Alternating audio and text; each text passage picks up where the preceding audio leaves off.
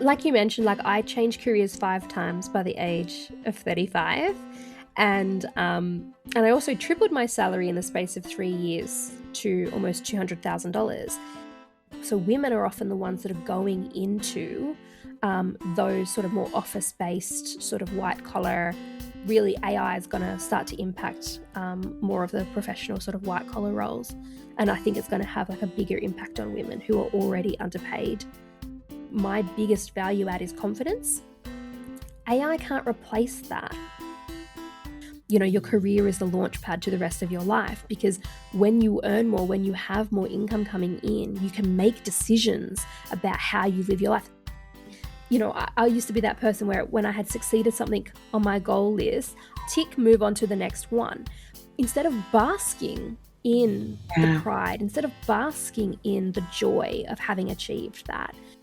So I don't get AI to write my blog posts, and I don't get AI to write my social media posts, because I'm like, it's not because I don't think that AI could do it in my voice.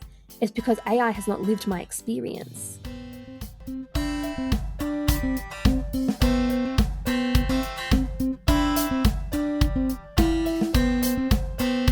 Hi, Lata. You're not a stranger to the podcast, but this will end up being the first podcast episode.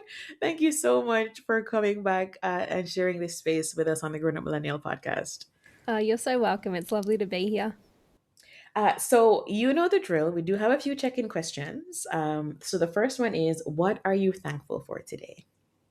I am thankful for it being summer in Australia, because, yeah, it's just such a wonderful place to be. And the summer is so lovely. Going to the beach, having the sunshine and the surf and the sand is so nice. And I think I went to the beach like twice last week.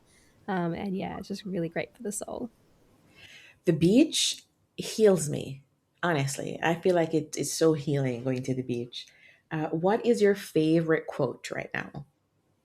It's probably like a long-standing quote, and it's like the quote that kind of it's from Heraclitus, I think it's called. I think you pronounce. And it's like, you know, a man cannot cross the same river twice, because it is not the same river and he is not the same man. Ooh, love that. There was Yeah. this guy, I think he's a psychologist, who had said no two children grew up in the same household, even if they're siblings, because everyone experiences the situation differently. So, yeah, Yeah. that's definitely the same way. And the final check in question is, which song is on repeat on your playlist? It's a really interesting song, actually. So I was watching this reel on Instagram, and it was so beautiful. It was like this like little fairy home inside a flower, and the music that was behind, like the reel itself was like an AI generated reel, and it was really pretty, really, you know, relaxing.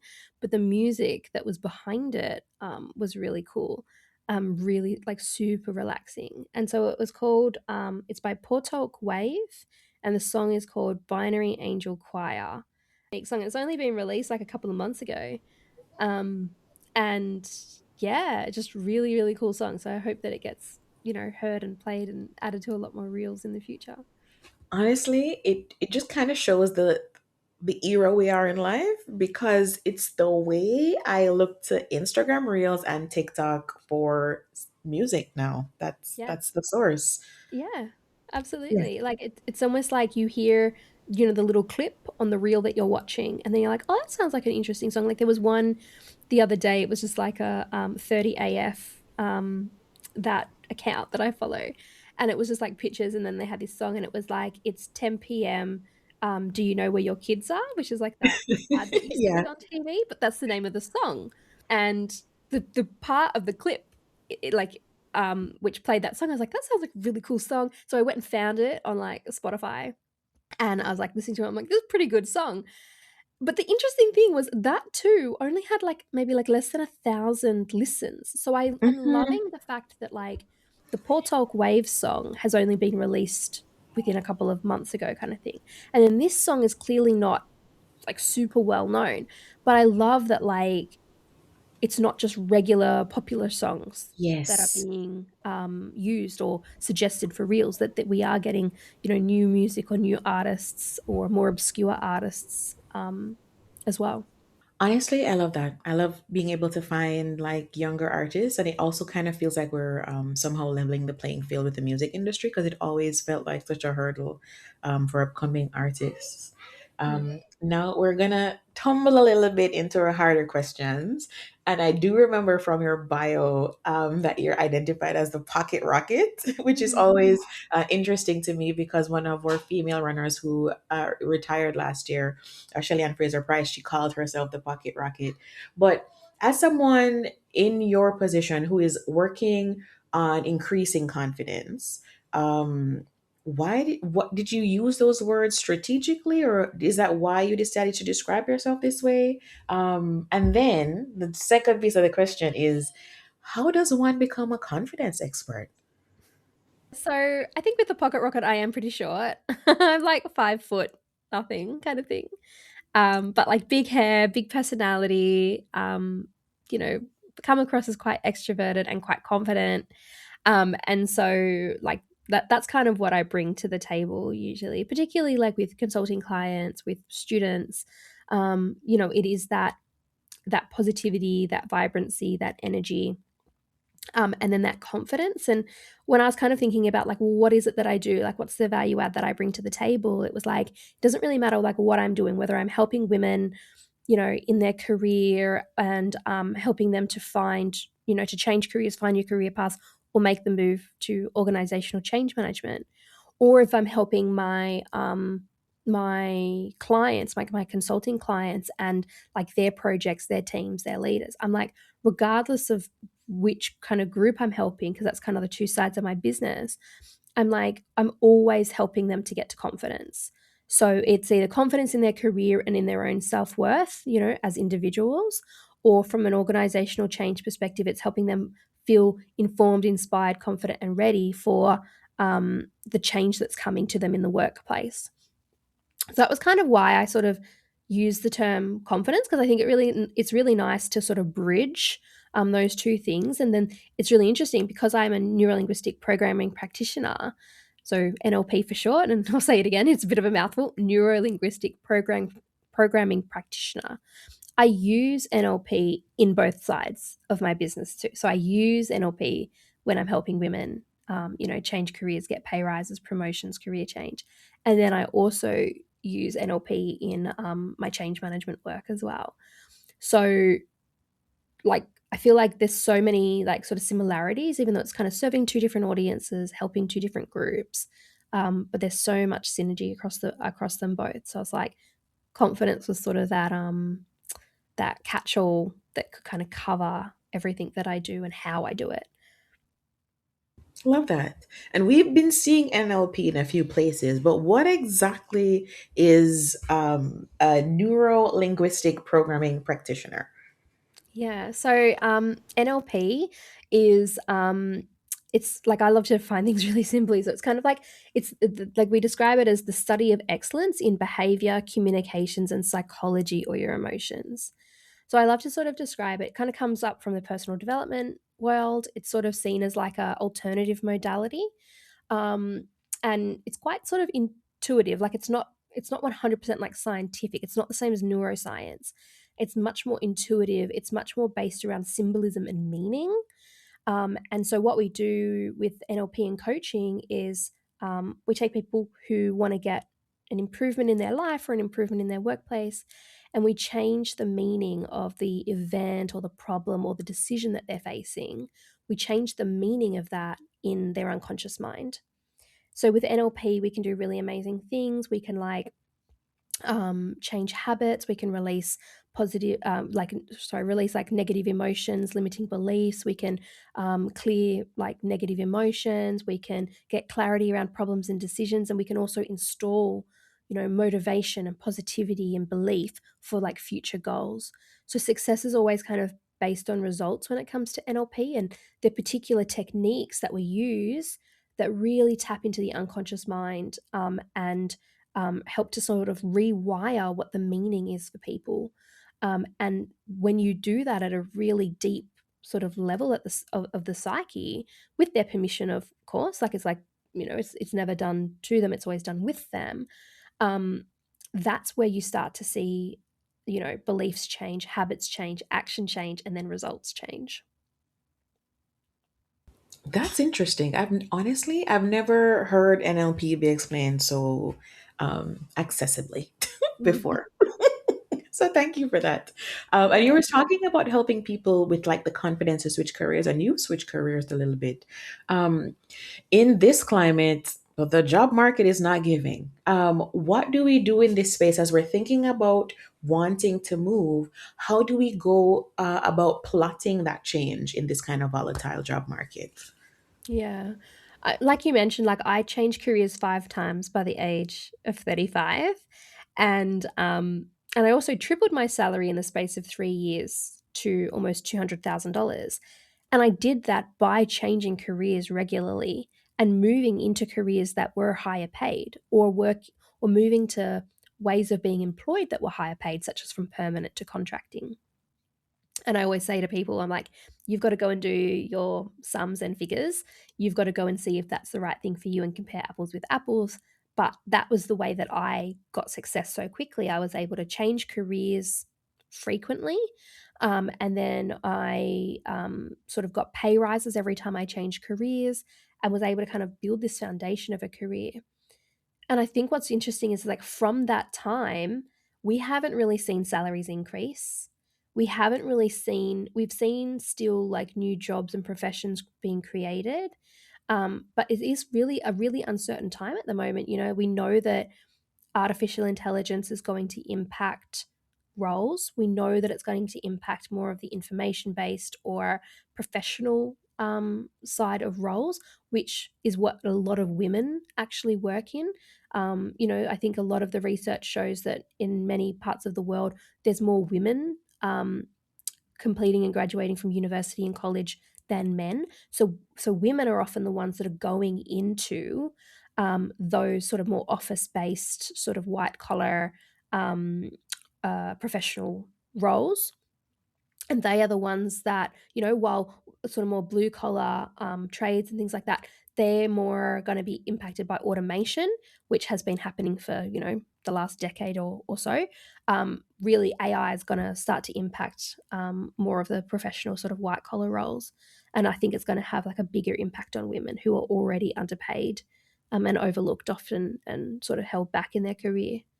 So then I guess the question is like, well, what do you do about it, right? Because exactly what you said, like the job market is really tough at the moment. And I think it's because companies are trying to navigate what the future looks like and they're trying to jump on the bandwagon of AI, sometimes unsuccessfully, with a lot of waste and a lot of like risk, unnecessary risk.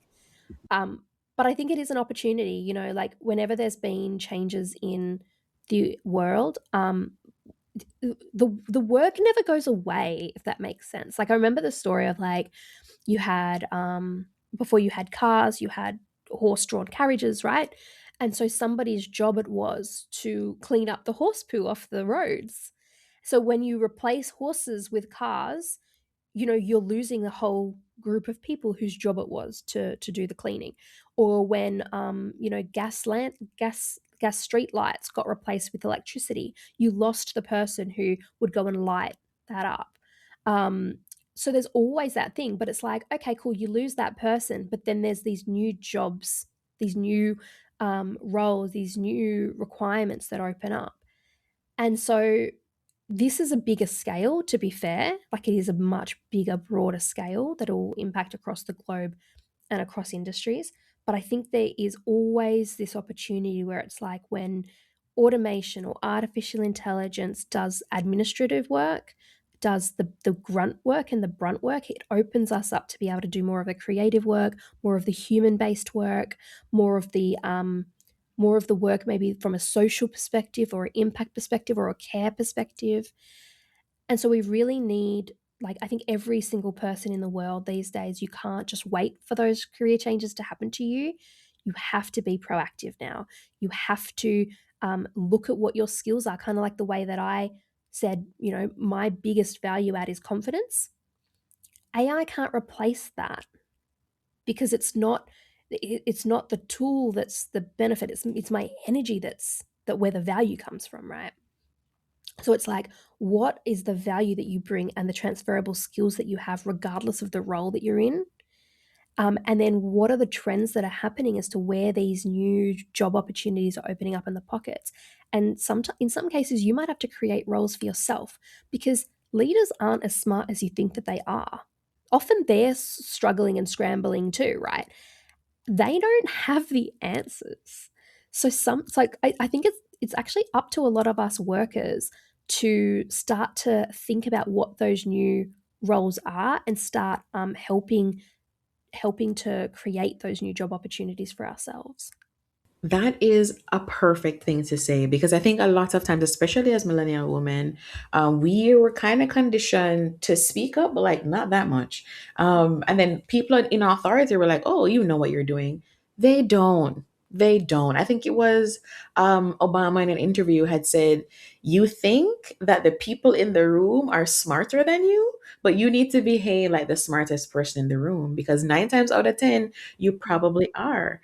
And I think in this day and age where everybody wants to like niche down and do a specific thing, um, there's also more space for the person who likes to learn and wants to know more things and wants to see how different skills can apply. Because as you were saying, the person who like lit the light however long ago, you're not going to have that job anymore. So what else can you do? And we were talking in the pre-show about how women are always at the tough end of the stick, whether it's career or home life. Like women are bringing the brunt of whatever it is in society.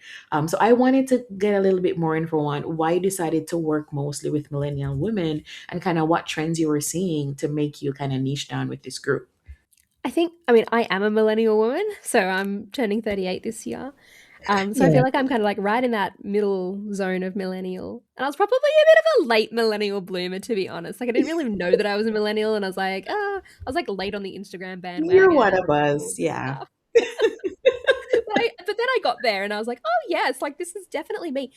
And it was that mindset thing, right? Like millennials got told by their baby boomer parents that you can Mm-hmm. be anything that you want, that the world is your oyster. Do you know what I mean? Like go to university, work hard, and you can have whatever Yeah. dream. Like I think that we are such a hopeful, positive, in like motivated and inspired group. And really like working with women, I've always been more in tune with women than with men. Like I've always had a lot more friends who were girls. Like I've very rarely had male friends. I've always been more comfortable around women. But what I also found was like when I was doing career coaching, I would just attract a lot of these really incredible professional women, millennial women. And they were so smart and so good at what they did. Like so many of them were already investing. They were already, buying their first property. They were setting themselves up for the future. They were building this career. They wanted to learn and they wanted to grow and they wanted to adapt and change and improve and they wanted to enjoy the experience that they had. So I think that's why I like this group. And now it's also the biggest group in the workplace now is millennials. And I think we're at a really tricky point, like what you were saying in the pre-show. It's like millennial women are now caught in the middle where we're the carers for children, the carers for parents, and the carers for partners. And like we're trying to battle it out on all three fronts, as well as have a career, be financially independent, take care of our health, um, make a positive impact on the world, have friends and hobbies, and a social life. And I think it's just so tough. And I think that Mm-hmm. if we can help millennial women to step into their power, step into the potential that they have, that is where we could transform the world because it's the biggest group. They're open to change and they're open to learn. Mm-hmm. And, we still see, even with Gen X, so we still see a lot of baby boomers in senior leadership and boards. They haven't moved on. And so Gen X are like stuck, right? Like they're not moving up into the roles that they should be. And so then millennials are kind of getting stuck as well. So Mm-hmm. I think millennials are ripe for creating new pathways for themselves. And I always say, carve your own path for change. Yeah. And while I say that on an individual level, I think that as a group, we Mhm. millennials could be carving a new path for how careers work, for what Mhm. jobs and roles that there are, and then that could have a flow-on effect of changing the world. Oh, I love that. My next question was related to generations because, as you were saying, I, I I honestly think everything will still fall to millennial women because my friend is in a space where she's working now with mostly Gen Z folks. And when they're not interested or if the job isn't giving them what they need anymore, they just leave. Like, there's no conversation, there's no discussion, they just leave. So then it will essentially fall to the millennial employees to be like, hey, this isn't working. This is what we need to happen. But now, with all these different dynamics in the workplace and the workspace, how do the generations now manage together in this workspace now with this new thing, AI? Um, how do we become successful in our careers, as you're saying, with the pipeline isn't moving anymore? So, is the answer to move outside and start our own thing? Or is there still a lane for people who are a little bit scared of entrepreneurship and want to go that traditional work route and are a little maybe misinformed or uninformed about AI? Yeah, I think there's a few parts to that sort of question, and I think you hit the nail on the head with Gen Z. Like they will kind of just exit, but also what I find is that Gen Z, they don't like. I'm just finding that they don't necessarily have the emotional capacity of resilience resilience. Like they are a little bit more anxious. And like don't get me wrong, like us millennials, like we're pretty like oh, we're looking at the world, we're going, "Oh god, like this is pretty dire." But I feel like that positivity that we got bred from our baby boomer parents, who were like, really building this new world, this new society, and so much wealth and so much opportunity from the baby boomers. Whereas like Gen X are described as, I love this, they're described as the children of divorce and daycare. Oh my That's how God. that's how Gen X gets described. And if you think about Gen X, like you see a lot of that Yeah. happen in the way that they think, their mindset, their opportunities and things. So a lot of Gen X have built a lot of wealth. A lot of them are in senior leadership. So sometimes struggling to get into the C-suite, but they're in senior leadership. Their kids are already, in college or out of their home now. They've built a lot of wealth because they started in their career early before the GFC, and before salaries took a big dive. And but they don't have that level of positivity I think that millennials have. So then who are the parents of Gen Z? Gen X. So that mindset and that kind of like that a little bit less of that positivity and stuff kind of flows through into Gen Z. And so I think it is a real challenge. And I think regardless of which generation you are, you have to be open to learning about and adopting AI or understanding. I don't think you have to be the person who creates the AI agent, right? Like I don't think you have to go and like learn how to. I don't even know how you do like a code AI, blah blah blah. But you have to be open to understanding about how AI could transform different roles, tasks, end-to-end processes, etc. To have that awareness and that understanding. For example, obviously the .com era and websites and everything like that, that all grew. I did learn how to code, like how to build and code websites at university using Dreamweaver. I never did that though. I never built a website. I never coded a website. Like we did it for university assignment and I never did it again. I understand HTML, but I don't use it in my day to day. That doesn't mean that I don't have a website because by the time I built my business, websites, you could go onto platforms like Wix or Kajabi, which I use now. You could go onto platforms and the website builders were really intuitive and more drag and drop.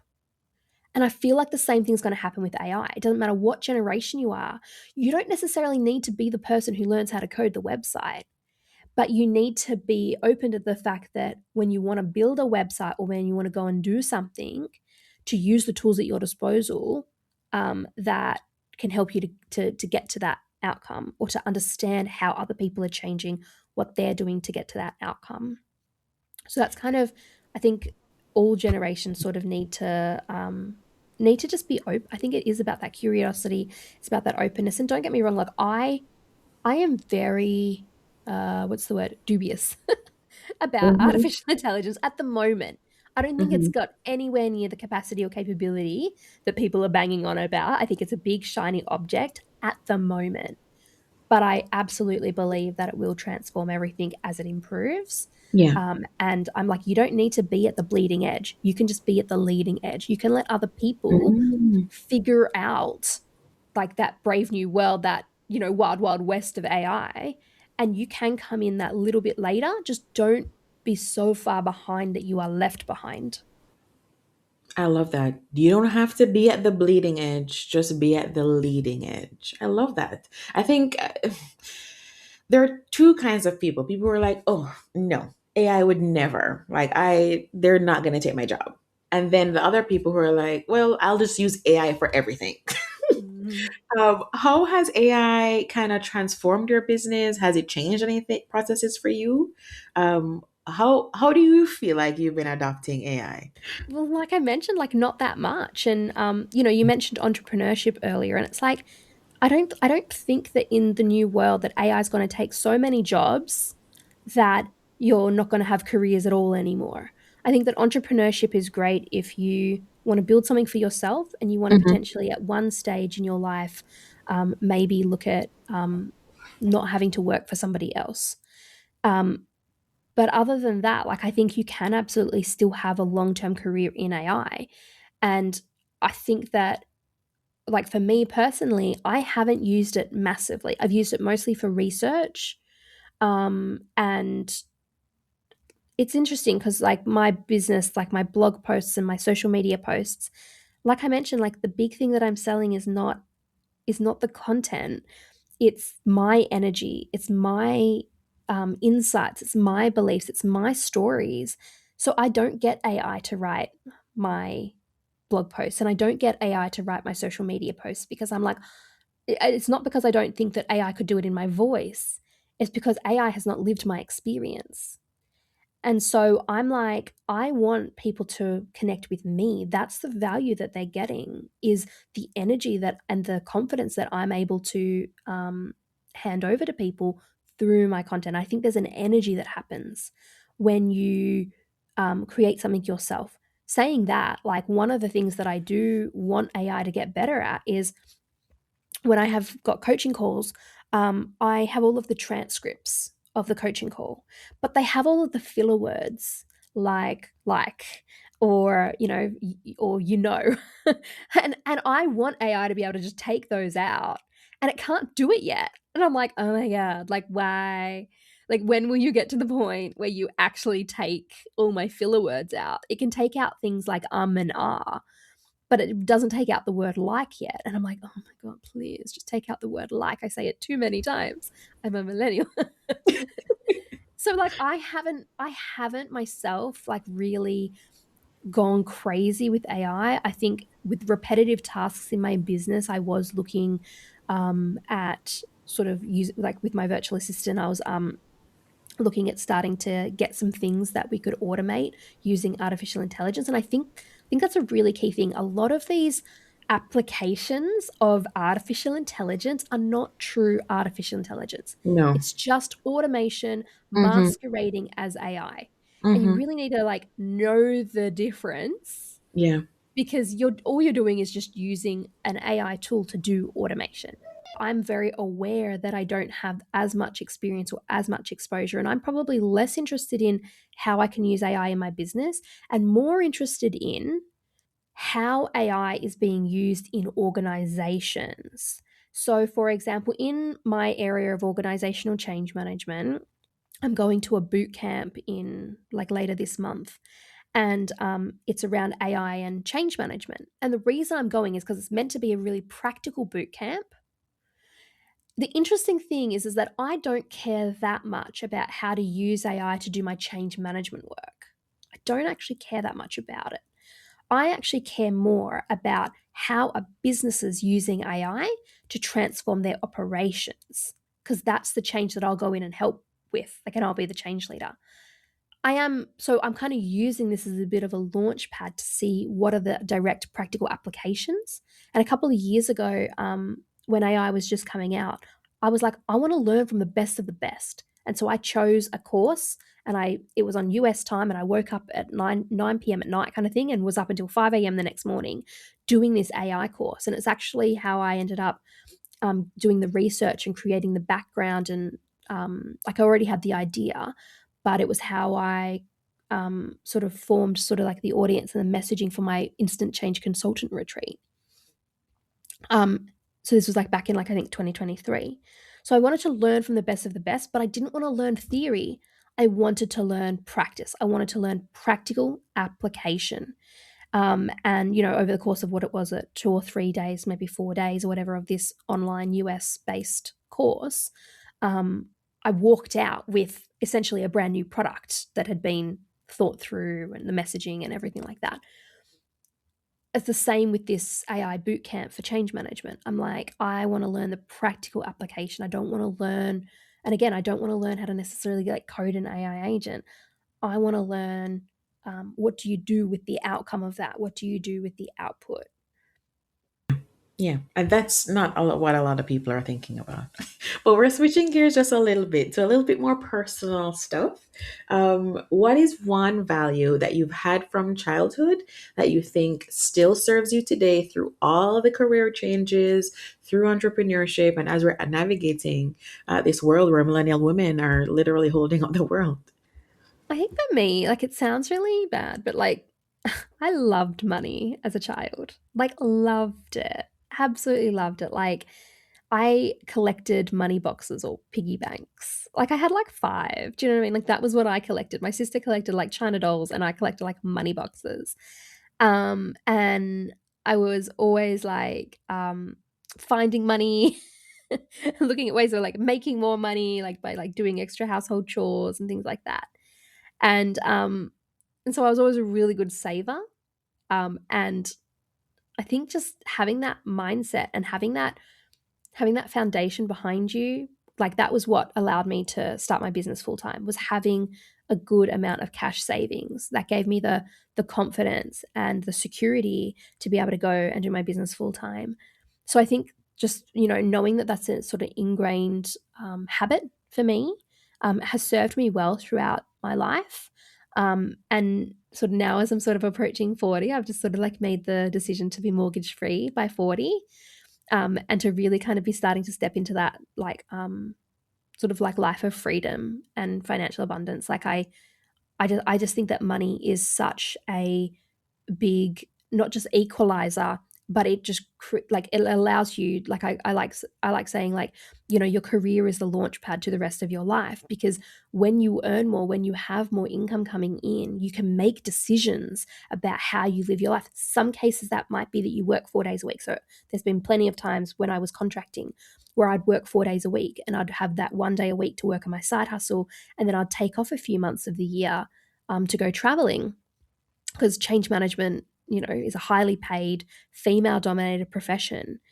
And like, even though I took off like a day a week, so I worked only 4 days a week and I took off a couple of months, I was still earning like on par with like a highly paid professional still. Do you know what I mean? And so it just allowed me to live my life differently, experience things differently, and gave me so much opportunity and pathway. So I know that money can sometimes be a bit of a trigger for people. I think some people don't want to talk about it. They don't want to think about it. Like I think that there's a lot of guilt, shame, and what's the word? You know what I mean? Like wanting to keep things hidden, because people don't feel like they're worthy enough if they're not earning as much. But I'm like, the more that you can talk about it, the more that you can focus on not money for money's sake, but money for the opportunity that it is able to give you and bring you. Um, I think that like money won't buy you happiness, but it buys you freedom. It buys you choice. So yeah, like keeping that going for people would be something that I'd really recommend. That's one of the things with women as well. We were always taught not to discuss money, or not to speak about money, or not to ask your partner, or talk to your partner about money. but it's also what kind of gets women in weird situations as well. Because when you are then dependent on someone for this kind of financial security, as you were saying, it will limit your options if you are not in charge of income, or if you're not in charge of how much money is flowing through. It can limit your choices on what you're able to do. So I think we need to talk more about money, especially with women and millennial women, because we're now realizing that maybe the partner isn't coming and I'm going to have to do this by myself. And what does that look like? And so many of us have no idea about financial literacy. We don't know what to do. So that kind of puts us on the back step. So we're like 5 steps behind, when everything is also now more expensive and kind of out of our reach. Absolutely. And I think, like women make better investors. They are less Hmm. risky, so they make better long-term investors. Women make better leaders. Like we actually outperform and outshine on almost every front. And the biggest thing that holds women back is their confidence. So that's why they don't go for pay rises, or they don't change careers to a higher paying career, or change the way that they work to a more lucrative way of working. Yeah. It's that sense of worthiness, and that sense of like, am I worth that? Do I deserve that? Like, Mhm. and then because men are probably too confident, without anything to back that up, like Yeah. they have probably an overabundance of confidence. They are able to get into these positions, or they're able of leadership, or they're able to, get these higher pays and pay rises and salaries and bonuses and things like that, for just asking, or for just showing up. Whereas, Yeah. like women, I think we hold ourselves back. We want to prove our worth. We want to make sure that we have all of the boxes ticked before we apply for that new role or that promotion. And I Hmm. think we just need to be able to step into our power, step into our potential, Yeah. and use that to transform our own lives, the lives of our family, the lives of our community, the lives of our world. Yeah. I'm right there with you. Um, Now I'm wondering, based on all that we've spoken about so far, would you say that you're successful? I would. I would actually say that I'm successful. I think being a millennial and being a high achiever, Mm-hmm. um, like I think I'm always like looking at the future. Like I'm a very future oriented person, and I'm like, oh, like, you know, I wish that I was doing this. I wish that I was doing this. But like when I first got into personal development, like I set a goal, a 7-year goal for myself to earn $200,000. And I thought that was like the biggest salary. And I thought it was going to take me 20 years to get there. And like it just was the biggest kind of like amount that I could even think of. And I got there within 3 years. Mm-hmm. Within 3 years, I was earning that. And so it was almost a bit like, I think success, I think that you you will always feel unsuccessful if you keep looking forward at the things that you haven't achieved yet and the things that you don't have.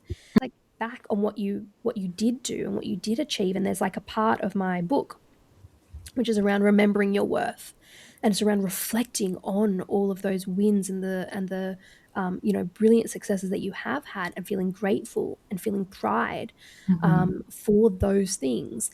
And I think when you do that, you're able to be successful. But like I think I live very consciously, I live very intentionally, I live very much in my own way, and I don't make excuses for the way that I live. I travel overseas all the time. I am child free by choice and blissfully so. I have my own business, and work with clients and inspire students. And I really sort of look at all of these things, and I think to myself, if I can be an inspiration to other women that it's possible for them, then I'm like, that's success to me. Yeah. And I had to ask because I feel like as millennials, we're always doing that future focus thing. Like, is what I'm doing right now going to get me to that goal? Maybe not. I need to work more. And one of my friends, one of my best friends, we had a conversation, and he literally said to me, "Do you ever have a good day?" Because he's like, every time I ask you if you've had a good day, you're like, it's okay, it's all right. Because there's always something that could have made it better that didn't happen. And if we continue looking at life that way, we will never be pleased. We'll never feel like we're accomplishing anything if we're always looking at the one thing that didn't happen for us to have the perfect day or the perfect experience or gain the perfect amount of money. You also have to look at, for you example, 5 years. in all the different changes you've made, tripling your income, starting your own business, like all those things on their own are amazing. But as a business owner, there's always something else that you think you're missing. That client you didn't land, like if I had gotten that, like what did I miss? And then now that I'm venturing into entrepreneurship, I'm trying not to get into that thought process, Yeah. especially with bidding for clients. But it's so easy to go down that rabbit hole. Yeah, that's where having a good community around you, having business buddies, career, having friends or colleagues who can celebrate with you and can, um, like when in my community of my leading successful change course, like when somebody comes in and they've gotten a new job or they're working on a new project, it's like we celebrate with them Mhm. and we help them actually. I used to be that person where when I had succeeded something on my goal list, tick, move on to the next one, instead of basking in the Yeah. pride, instead of basking in the joy of having achieved that. Mhm. um, and so I think that other people can help you do that. And then also building that practice for yourself and becoming more, like kind of basking in the celebration a bit more for yourself, is really important. And then the other part of that, in terms of having a good day, I think it is really important to like carve out a day here and there. It might not be every week and it might not be every month, but like at least once a quarter, carving out a day just for you. So like last Saturday was my day. I My partner's in hospital at the moment, and I went, I'm not coming to the hospital on Saturday. The new season of Bridgerton has just come out. I'm going to watch the first 4 episodes. And I just carved the whole day to myself. I ordered high tea to be delivered to my house. And so I sat there eating like finger sandwiches and, sweet treats and cakes and quiches, drinking, like tea and just enjoying myself. And oh my goodness, like the way that I felt at the end of that day, where I'd just gone, I'm having a day to myself. I'm gonna, like enjoy myself and really give myself a beautiful experience. It didn't even cost that much, really. But oh my goodness, like the energy that I then had afterwards and the peace that I felt. Because I'm like everybody else. Like even though I don't have children, I have still a lot of commitments, and I like to be, of the world, and I like to be there for my friends, my family, my partner. So it is hard, carving out a day for yourself, but I think it's so essential as millennial women that we do it. Honestly, I applaud you. And again, so sorry that your partner is in the hospital. And I hope he makes a full recovery. But that is like you're breaking the mold. Lata. For you to say, you know what, I'm not going to do this. I'm going to take some time for myself because we've been taught to like do the thing to the bone. Like if you're in the hospital, I'm going to be there every single day. Have I eaten? Maybe not. Have I taken a shower? Probably not. But I'm going to be there for you. Because even my mother was so like transformational years ago when I had called her. I was like, I'm so tired. She was like, oh, just take a break. Don't clean today. I was like, excuse me? You're telling me that? I've never seen this in my life. Because we've been taught just to do things to the point of exhaustion. Like last week, I was ill because I think I had food poisoning or something, and I had spent a day in bed, and I'm like, this is amazing. Why have I not built like a bed day into my routine? Like I need to have at least one bed day for the month. Like we have to do things for ourselves as well, because then what is the point of all this that we've worked towards if we're not resting, as you're saying, basking, enjoying the moment? Yeah, absolutely. Like, what's it all for if we blink and miss the wonderful experiences that we get to have? And I think what's interesting about women is the world that we live in is built for men who don't Yes. have hormonal cycles. They don't have the monthly flow, right? We actually have rest built into our monthly flow, Mm-hmm. where, just before your period and then during your period, it's actually better for you to not do too much, for you to let your body rest, let your body go through its process. Often you feel more tired and exhausted and maybe irritable or in pain during those times. And it's like, give yourself the grace to rest during those times. And I know it's really hard because the Mm-hmm. world, like workplaces, businesses are designed by men for men who they Mm-hmm. have like a daily flow, which does not have the peaks and troughs that women have. But it's like if you can start to maybe cycle sync a little bit and really look at when do you have energy in your month, and start to tap into that and be much more conscious and aware of that and give yourself that grace. Because if you don't take the rest, your body will force it on you. It'll either get sick or it'll get injured, or the universe will force it on you by, putting you in an accident, or like, heaven forbid, Mhm. like touch wood, putting you in an accident, or giving you a reason that you have to rest. It'll force it on you if you don't proactively take it for yourself. So I think that there's like a lot of elements, and I love the story about your mum because it's almost like it was that permission. It was that permission from somebody that it's okay to put yourself first. It's okay to give yourself that break, give yourself that rest. And like I mentioned, you don't have to do it all the time, but like at least once a month would be good. The other one that's really great is a day of no responsibility. So every once in a while, with my partner Josh, we will have this day of no responsibility, which is a day that we carve out where we have no commitments. We just figure out on the day, what do we want to do?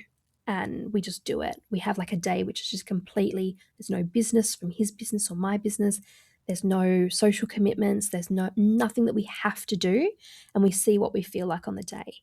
And that, if you're in a relationship, that can be a really good way as well to kind of keep the energy in the relationship flowing and strong. That's true. And honestly, as you were talking about women and the periods and everything, I have to have you back to have a whole different discussion about women in the workplace, because last year I did this consulting job with a menopause expert, and that opened up a whole thing. So I'm just plugging now that we will have future discussions about women in the workplace. But as you were talking about Bridgerton, that was the next thing on the list, because I remember that you love Bridgerton. And I have not even started this season yet. I'm rewatching the previous one because I'm like, let me just remember exactly what happened before I get into it. But how did that feel, or that day for you, to sit with like a show that you love, to have this meal, to say, you know what, I'm just gonna be with me. Where did this is this something that you always would have done, or is that something that kind of changed between those career shifts and entrepreneurship?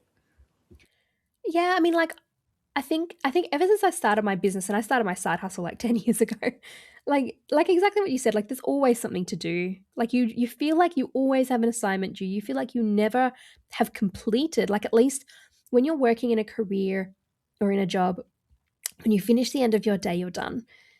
And so I think carving these days out for yourself, and I will, like, it has been a really rough 3 months. My partner's been in hospital for the past 3 months. It has been really hard, and I am extremely exhausted. Um, but like sitting down to watch that on Saturday, and and having the full experience. So I have ordered high tea the last couple of years. It's my tradition now. But usually he would be like, Josh would be with me, and we would sort of share it, but he's obviously in the hospital, so I kind of got like high tea for two for one. But I took him a scone to hospital.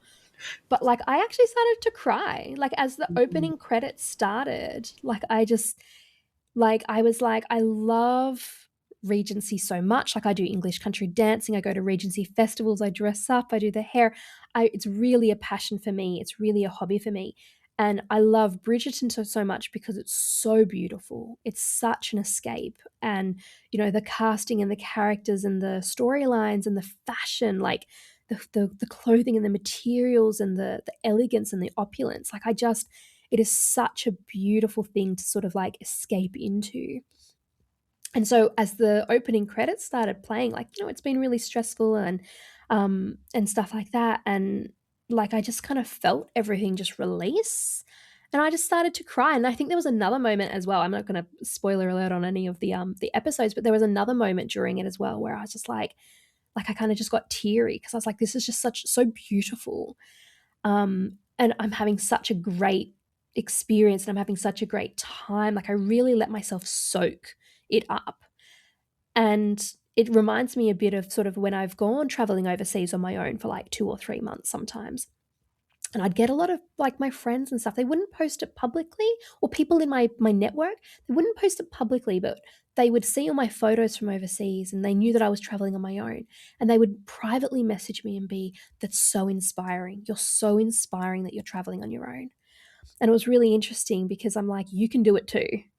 You can, even if you have children, even if you have, a job, you can find and make a way to do this if that's what you want to do.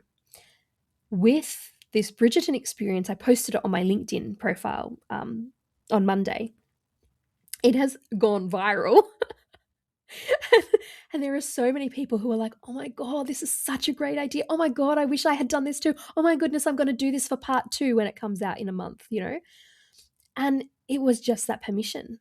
It was just that, like, I think somebody giving themselves that full permission to have an experience.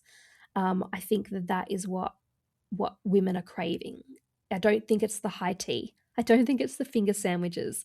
I think it's the permission. Giving yourself permission, I think, is the biggest thing, because it's okay. Like, why can't you cry at the TV? Like, what is happening? Why can't you take this time to travel abroad? It just feels like we've put limitations on ourselves because of what we've been told or what we've experienced in society. And honestly, it's not that it's not all it's cracked up to be, because I didn't even realize how much I enjoyed like these kind of like the Regency themed shows. I also watched The Gilded Age recently. 10 Mm, out of 10. Like, I can't mm, wait until the next season of that, which might not be for the next year or so. But these are things that bring me joy, and it's okay to do that. It's okay to take the time to do something that brings you joy, even if it doesn't make sense to anybody else. mm. And that's what I'm kind of like sitting in a little bit more these days. As we're winding down, I do not want to miss the opportunity for you to talk about your book, because the last time we spoke, it wasn't out yet. It was a little bit under wraps. Please let us know, how has that been going? How has it been received? What's your ideal audience? Everything. Tell us about the book. Yes. So yes, I hadn't remembered like when exactly we had the previous chat. But yeah, my book launched in November 2024. It was a global bestseller, so both in the US and Australia. So it hit number one in a couple of categories, like women in business, I think, and like career as well. Um, and yeah, people absolutely loved it. Like they really got so much out of it. It is a very personal book. So it wasn't ever meant to be a book. It actually was me writing my memoirs, because I was like 30 and I was like, I can't even remember. Well, I was like 33 and I was like, I can't even remember what I had for breakfast yesterday. So I'm like, I better write down like all the key stories and moments and memories from like the first 30 years of my life. So that's what I planned to do. I just planned to like put out a book about my life, like just like memoirs. But as I was writing my memoirs, I noticed that so many of them were related to career. And that was when I really reflected and went, oh my goodness, like, I've had 5 career changes by the age of 35. It wasn't until I like put them down on paper. And then because I am I've been a career coach in the past, and now I help women make the move into change management, and I help leaders learn about change management. And I was like, I think that there's a book here around career change. And so that was what I ended up forming the book around. So it's called Pioneer Your Career Change. And I launched it in November 2024. People absolutely love it. They love all the personal stories, all of the really practical tools and tips and techniques. And then also I did the audiobook. So I recorded the audiobook in December, and I released that in 2025. At the start of 2025, and I speak the book, so I recorded it in my own voice, and I really love that because it means that like I can kind of get out to more people, and they can actually hear my experiences and my stories and my memories like from my own perspective in my own voice and tone. So yeah, the book has been going really well. I really love it. Like I even love listening to it because I think for me it's almost like a therapeutic thing, where it's almost like having that. Like while it was a big milestone to produce a book and publish a book, I don't think I realized like the personal impact that it would have, being able to almost like show and showcase kind of what we are talking about before, show and showcase the success that I've had in the first part of my life. And if I kind of think, maybe on average I might live 80, 90 years, I'm like, this is almost like the first third. So I kind of plan to like write my memoirs at 60, write my memoirs at, 80, 90, if I, am blessed to live that long. And so, yeah, you can find the book on Amazon in print and ebook, and then on all audio book platforms. So Spotify, Audible, any audiobook platform, you can find it if you're looking for it. Change. Amazing. Come on, global bestseller. That's amazing. Congratulations. Thank you. Um, as we're winding down, what do you think is the best decision you've made in the past year? I think for me, it was I worked with a consulting client interstate last year, and I really, really enjoyed that. I think I'm the type of person, I don't know if you are as well. I'm the type of person like I need variety and I need challenge. And I don't just want to go rinse and repeat. And I'd obviously worked for consulting clients in Sydney, and I'd had a very diverse consulting clients. And then for my business, I run my course online. And like last year was just a really great year in terms of like travel. And I worked interstate with this client, and I just really enjoyed it. Like it was tiring. Don't get me wrong. Like it did require a lot of energy, but I really enjoyed that variety of being able to work a different way. And then I went overseas twice. I skied in Austria in January, and then I went over to speak at a conference, collect an award. I won a Change Award, Global Change Award. I went over and collected an award in London, and I spoke at a conference in London. Then I went to a conference in Amsterdam, and then I spent I think a couple of weeks or a month or whatever in France, maybe a month. And um, I'm so grateful. Like now that my partner's been in hospital and stuff like that. Like I'm not going to be able to travel that much, like this year. I'm kind of going to have to stay close to home, stay close to Sydney. So I'm so grateful that I did that and had those experiences last year, because I'm like, you never know what's coming down the line, and you don't know when anything's going to change. If COVID taught us anything, it's like everything can transform overnight, and the things that you plan to do, you want to do, it's like don't wait 5 years, 10 years, 20 years to do the things that you want to do. Like you might not have the health, you might not have the funds, you might not have the world might not be in a position where you can do what you want to do. It's like start doing that stuff now. And if you can't go overseas for a month, go overseas for 2 weeks. Like, and that's what I felt like last year. Like I tried these new things, and I really enjoyed it. And so yeah, I kind of know A, that I can prove myself that I can, and B, like because I spoke at my first international conference, and B, just taking the opportunities when you can, because you don't know what's coming around the corner. Yeah, I love that. And I love how you just casually dropped that you went to London to collect an award. Like, okay, yeah, just I just hopped over. That's amazing. You really had an amazing year last year, and then the year before when your book was released. I love that. I love the momentum. But as we are now coming to a close, as we keep the momentum going, what are you currently doing to be a better version of you? Yeah, so kind of like what we're speaking about the rest. Hmm. Like this coming year, knowing that my partner's going to be, you know, kind of settling in with his new liver, um, I am just looking at really consolidating. Like I'm just looking at really like having a quiet year, just sort of doing my consulting work, doing my launches, running my courses, and sort of not doing too much new stuff this year. But the other big thing is like literally just this week, like I think Monday, I just decided that I want to be mortgage free by 40. And so I think having a bit of a quieter year um, will help me to be able to, Hmm. essentially save a lot more cash, and put that against the mortgage and sort of aim to be mortgage free by 40.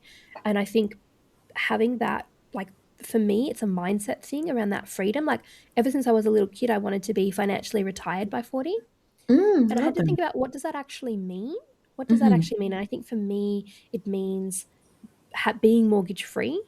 And then I also think it means sort of having like net worth or assets of like $1 million sort of dollars.